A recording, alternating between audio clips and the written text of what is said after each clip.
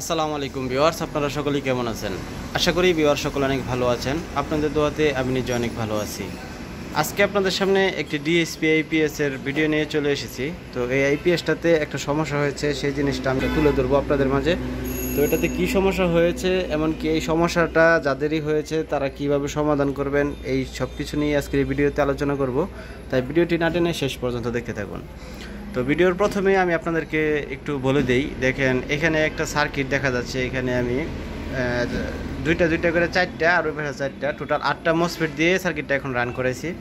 তো আমি এই সার্কিটটিতে দেখেন কতগুলো পরিমাণের মসফেট আমি নষ্ট করছি, আপনারা দেখলে বুঝতে পারবেন। তো আয়ারে 32/5 এটা দেখেন 1 নাম্বার মসফেট, এটা নষ্ট হয়েছে। এইটা নষ্ট হয়েছে আপনার 16 পিস। তারপরে এখানে P55 আমি লাগাইছিলাম, শুধু খালি অসিলেশনটা চেক করার জন্য লাগাইছিলাম, কিন্তু সব ফাইটে গেছে। তো এই P55গুলো 1 নাম্বার ছিল, তারপরে ফাইটে গেছে। আর এখানে যে মসফেটটা বর্তমানে লাগানো আছে এটা হচ্ছে 75N75। এই মসফেটটা অনেক ভালো একটি মসফেট। এই মসফেট দিয়ে এই আইপিএসটা 800 VA পর্যন্ত তৈরি করতে পারবেন আপনারা। এই মসফেটগুলো অনেক ভালো মানের মসফেট। তো এই আইপিএসটাতে যে সমস্যাটা হয়েছিল, যে কোনো মসফেট লাগানো মাত্রই মসফেট ফেটে যেত। তো আমি প্রথমত এই সার্কিটটা আমি আপনাদেরকে দেখাই। এটা টিএলপি দিয়ে করা না, এটা আয়ার 2110 দিয়ে করা আছে। তো আয়ার 2110 আইসিগুলো আমি অনেক পরিবর্তন করছি, একটার পর একটা পরিবর্তন করছি। তো আইসিগুলো আমি অনেকগুলো পরিবর্তন করার পরও কোনো সমাধান যখন আমি পাইনি, তখন আমি যে কাজটা করছি, আমি এইখানে আপনারা দেখতে পাচ্ছেন যে একটা আইসি সরাসরি সার্কিটে লাগানো আছে, বেজ ছাড়া। তো যখন আমি বেজ ছাড়া লাগাইছি তখন কিন্তু আমার আইপিএসটা ঠিক হয়েছে। এখন এটাতে যে সমস্যাটা হয়েছিল, যে আইসির যে বেজ, এই বেসের যে এই পিনগুলো এখানে দেখেন ফাঁকা হয়ে গেছে। ফাঁকা হয়ে যাওয়ার কারণে এই সাইডটাতে দেখবেন ছিদ্রগুলো ফাঁকা হয়ে গেছে, আর এই পাশে কিন্তু দেখেন একটু চাপানো আছে। তো এটা যেই সাইড ফাঁকা হয়ে গেছে, ওই সাইডে কিন্তু আপনার আইসিটা যখন লাগানো হয়, আয়ার আইসিটা যখন লাগানো হয়, তখন সেটা লুজ মানে ওইখানে কানেকশন পায় না ঠিকঠাকভাবে। না পাওয়ার কারণে এক সাইডে অসিলেশন উঠে, আরেক সাইডে অসিলেশন ভোল্টেজ উঠে না। তো আবার অনেক সময় দেখা গেছে যে এক সাইডে 12 ভোল্ট সরাসরি আইসা গেছে, আরেক সাইডে ঠিকঠাক আছে। তো এরকম সমস্যা অসিলেশনে দেখা দিছিল। তো এই সমস্যাটা আমি বারবার সমাধান করার পরেও, যখন আমি একবার মানে আইসিটা লাগানোর পরে একবার দেখা গেছে যে আমার দুই পাশে অসিলেশন ঠিক আছে। ঠিক থাকার পরে আমি ট্রান্সফরমারের এই দুইটা তারা লাগানোর সাথে সাথে মসফেট আবার ফাটছে।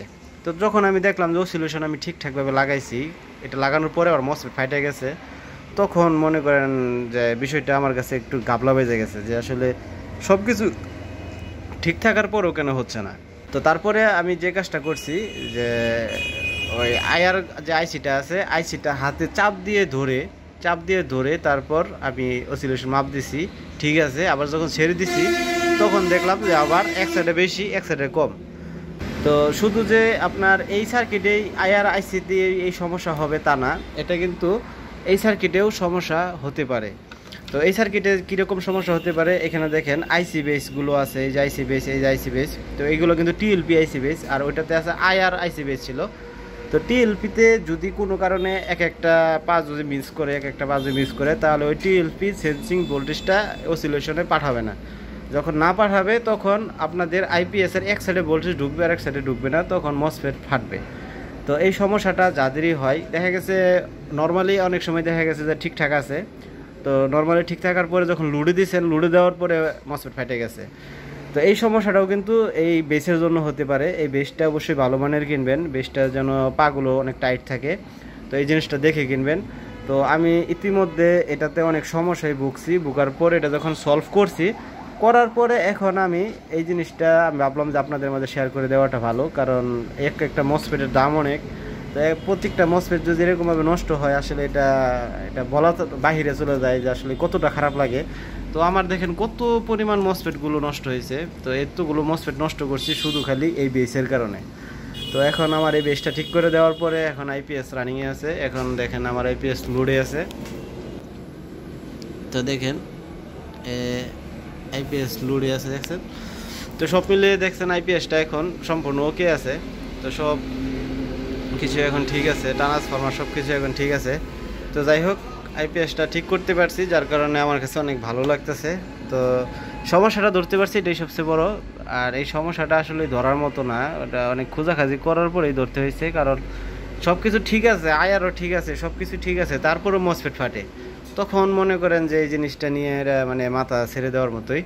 তো যাই হোক, সমাধান হয়েছে, আশা করি আপনারাও এই জিনিসটা দিয়ে উপকৃত হবেন। তো যাই হোক, ভিডিওটি যদি আপনাদের ভালো লেগে থাকে তাহলে অবশ্যই আমার চ্যানেলটি সাবস্ক্রাইব করে রাখবেন, এমনকি আমার চ্যানেলের সাথে থাকবেন। আর ভিডিওটি কষ্ট করে দেখার জন্য আপনাদের সকলকে অসংখ্য ধন্যবাদ।